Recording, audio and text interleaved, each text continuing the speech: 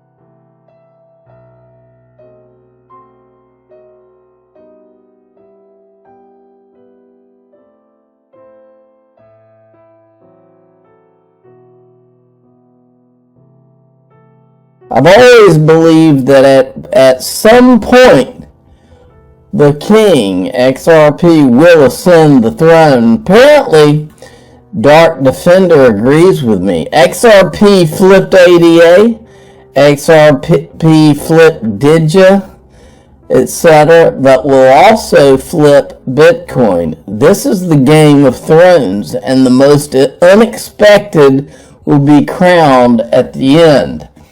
I agree. It was always going to be XRP. Now, the official cool guy of the Digital Asset Investor channel, Mr. Intuitive, has weighed in. Gary, are you there? Who cares? Gary, you might have thought you shook us, but we just took a hiatus. You got the Fed, you got the Treasury, you got the White House coming for your territory. It's pretty disrespectful. But we're here, Gary. You're gonna hear us. To my army, stand strong. Stay true to yourself. Remember that patience that you've had. And never ever forget the narrative. Yeah. Exactly. Okay. Alright, Crypto Bull, I'm expecting XRP to go above 90, then consolidate. If it keeps going, it will run towards new all-time high. So he's expecting this to consolidate and then possibly head towards all-time high. I hope he's right.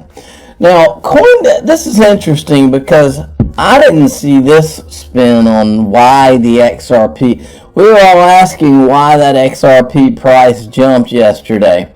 Well, look at this CoinDesk. 2 memos from 2021 containing legal analysis that XRP was not an investment contract are set to be unsealed, causing a surge in XRP prices. They're saying this is what caused it.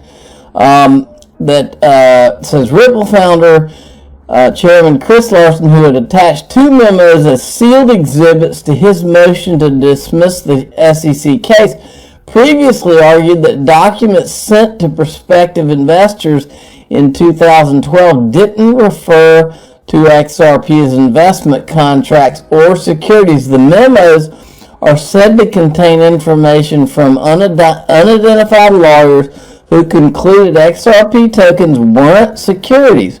Last week, Torres asked for the documents to be unsealed later this month. Then listen to this. Ripple General Counsel Stuart Alderati explained the document's significance in a press statement. they will show that in 2012, Ripple received a legal analysis that XRP was not an investment contract, Alderati said, adding that the company will look forward to the public having access to these documents as we continue to vigorously defend this case. So these documents are about to be released. I had not heard that. I truly don't believe that that's the reason that this thing, because I don't think, even I didn't know it, okay?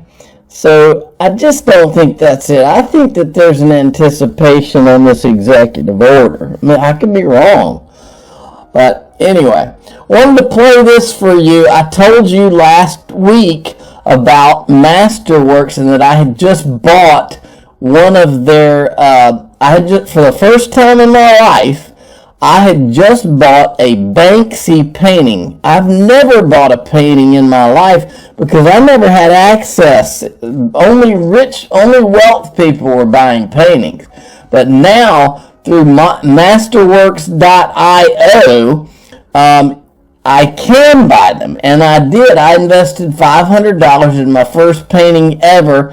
I think $500 is the minimum investment, but it's $20 a share. Listen to this. This is awesome. So if you look at art as an asset class, art is one of the oldest asset classes there are. Sotheby's is the oldest company on the New York Stock Exchange and nearly 275 years old. So people have been trading art for centuries. The common denominator of that is that the people that have been buying and selling this art typically have been the ultra wealthy. The opportunity that we see at Masterworks is to take this very large asset class, which is roughly $1.7 trillion, and make it accessible to everyone.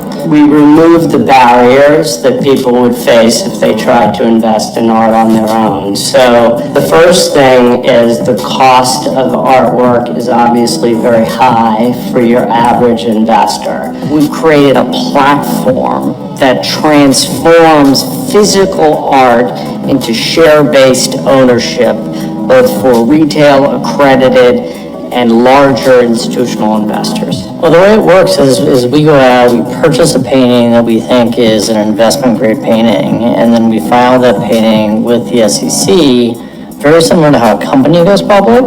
So as soon as a painting is filed with the SEC, we begin selling shares, and people can own fractional interests in individual paintings. By turning the artwork into fractional interests and shares, we're going to be able to provide a device where they can get liquidity in the shares where the underlying artwork doesn't necessarily have to be sold. So if I'm an investor that wants to seek interim liquidity for our shares through the Masterworks bulletin board, investors could post their shares and seek a buyer for those shares on a direct basis. For anyone who's already invested in the stock market or real estate, adding an uncorrelated asset class is incredibly interesting, and we're here to provide that. We use our expertise to select the art and to manage the art. And that's something, again, your average investor lacks that expertise, so we provide it. So this is the first opportunity for anyone to invest in multi-million-dollar artworks. This is so cool. It's exciting. And I'm going to show you, this is the painting. I mean, that I literally own my small share of that painting right there. It's Banksy.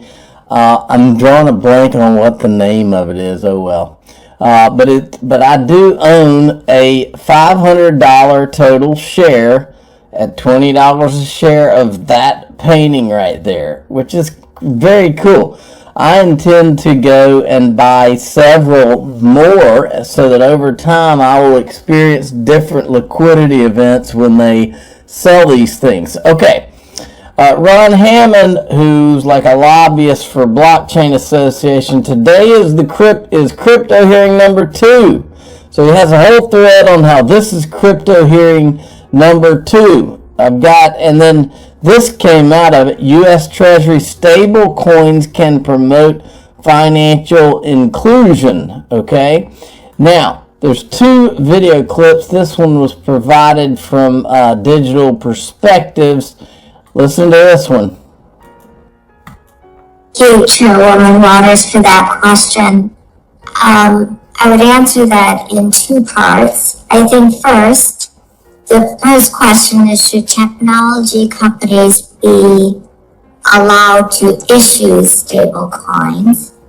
And I think the report recommends that stable coins be issued by insured depository institutions. And in that sense, then stable coins would not recommend that stable coins be issued by technology companies. This is the issue of the separation of banking and commerce has been an issue that Congress has grappled with for many years. In this case, we believe stable coins as a payment instrument should not be issued by a technology firm. Okay, first there was that clip. Now listen to this, because they basically tell Gary Gensler in here it's not very clear at all. Let me hit the refresh button. This one's from JV. Quote, while that may not be the most clear statement of intent, it does suggest that the chair believes that Congress needs to act in order, or for most or all stable coins to fall under the SEC's regulatory authority. Yet during his testimony to the Senate, Chair Gensler stated in a somewhat contradictory way that, quote, some of these tokens have been deemed to be commodities and many of them are securities, close quote. So I'm curious, will you be able to explain why the report did not include any analysis of policy issues under the securities laws as they pertain to stable coins? And was it discussed? And again, given that the SEC is a member of the working group, certainly if it wasn't discussed, why not? Yes, of course. So the President's Working Group was convened to view stable coins as a possible way to improve the payment system.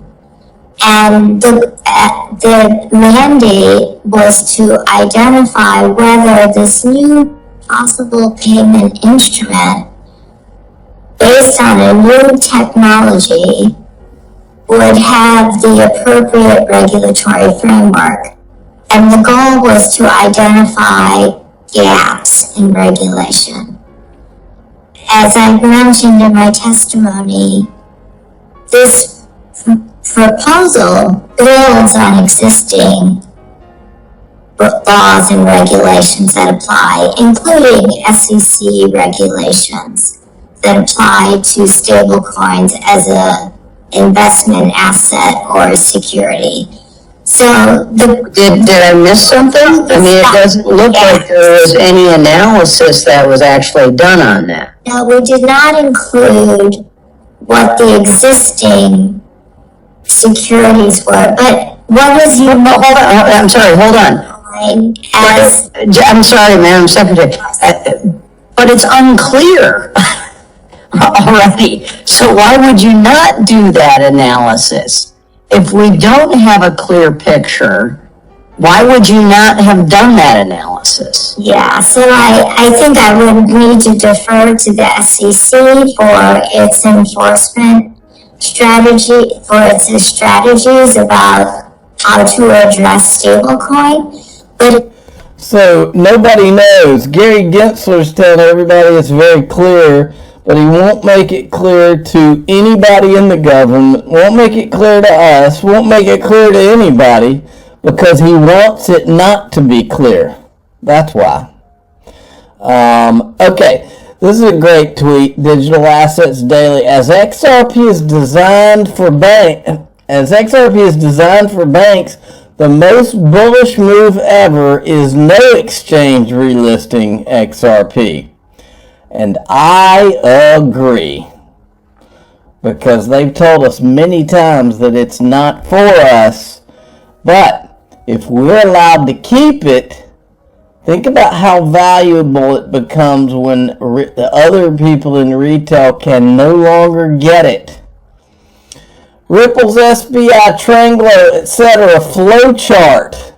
This is an interesting chart if you've never seen it. It's got Ripple and all or many of the different connections that Ripple has, and the basically all the pipes that have been laid.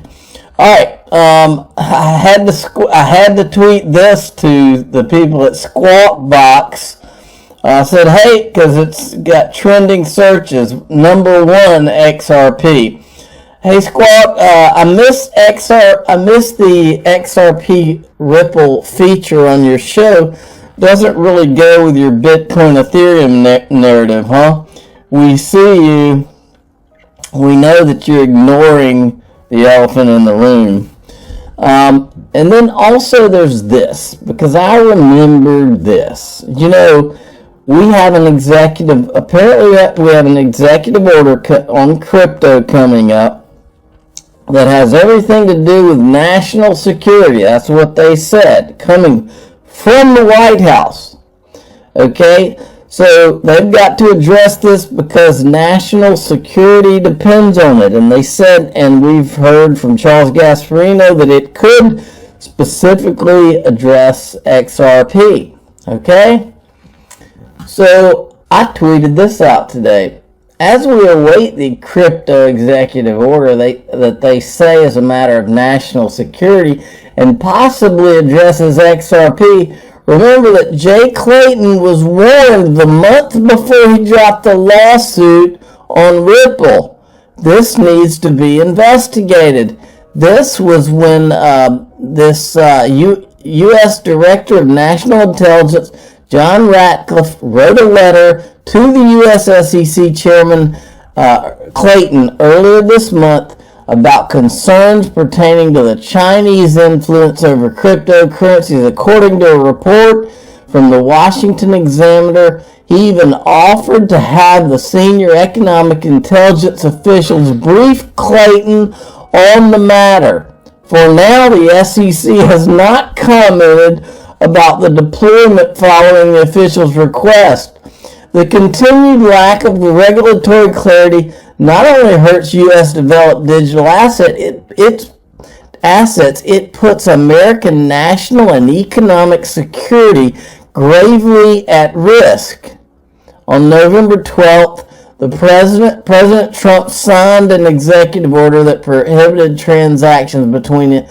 Anyway, so they were begging Jay Clayton.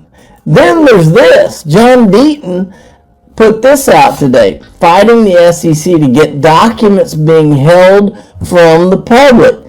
This appeal is for correspondence between Clayton and Tom Cotton, Mike Crapo, and NSA Ratcliffe related to the SEC's lack of clarity, suppression, and innovation, and favoring certain assets over others.